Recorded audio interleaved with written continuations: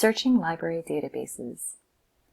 The goal of this tutorial is to demonstrate how to find databases through the NEIU Libraries website and how to search a library database. So why use a library database? There are several good reasons. One is to find high-quality, peer-reviewed research. Another good reason is to access the full text of articles that may not be available for free online. Often online, if you find an article you'd like to read, you might be asked to pay a fee to download it. The library subscribes to many publications and connects you to full articles when they are available. Now let's take a look at how to find the database links. Here we are at the NEIU Libraries homepage. If we scroll down a little bit, we'll find the Databases and Articles link right here. We can search for databases by subject, database type, or by vendor or provider. And the library has access to over 250 databases, so there's also an alphabetical list below. The database that I'm going to talk about today is Academic Search Ultimate, here. And the reason I'm demonstrating this database is that it's helpful for almost every subject that's taught at NEIU. It's an interdisciplinary database, so if you search for almost every topic, there will be some articles available. And if you know how to search this database, you'll feel comfortable taking these skills and using them in other databases. So we'll go ahead and click on that link, and we'll open up this page asking you to log in with your NetID and password.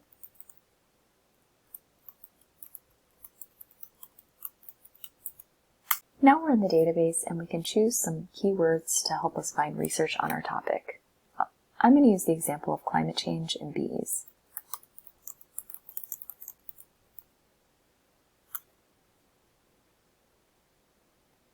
And now I have over 470 records. These include magazine, newspaper, or peer-reviewed journal articles. And to make this more manageable, what I'll do right away is use some limiters that are available on the left-hand sidebar. And the one that I'll start with is publication date. The oldest article's publication date will be listed here, but what I want is something that is available from 2010 and more recent. And I also want items that are scholarly or peer-reviewed. So that'll get rid of our newspaper and magazine articles. And there's additional ways that you can limit, including by source type or the language of the publication. And you can just choose those depending on your needs. Let's go ahead and take a look at a record here. Effects of climate change and habitat loss on a forest-dependent bee species in a tropical fragmented landscape. And here we have the record. And all the information that would be normally included in a citation is available at the top. So the title, authors, source, publication date, and pages.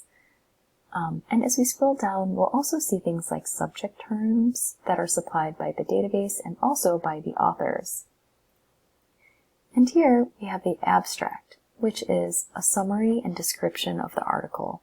And you can see that some of the terms have been bolded, and the reason for that is that those are associated with our key terms.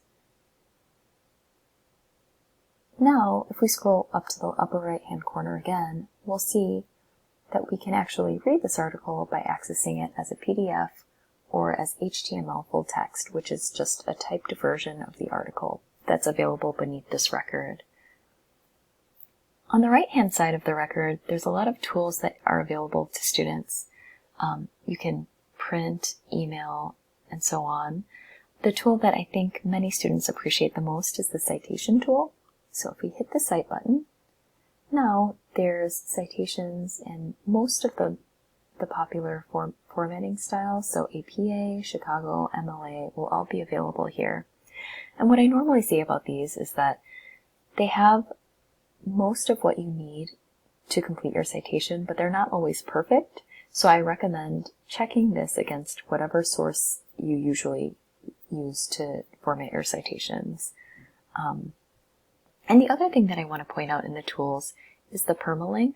So that's a permanent link to get you back to this record if you want to look at it later. If you try to use the link that's available from the URL bar, that is a session-based link which will expire and take you to an error page. So I would say email it or save this link or just go ahead and print it right now. Today we covered how to find databases on the NEIU website and how to search databases to find articles to help you with your research. If you have any questions, there's many ways to get help.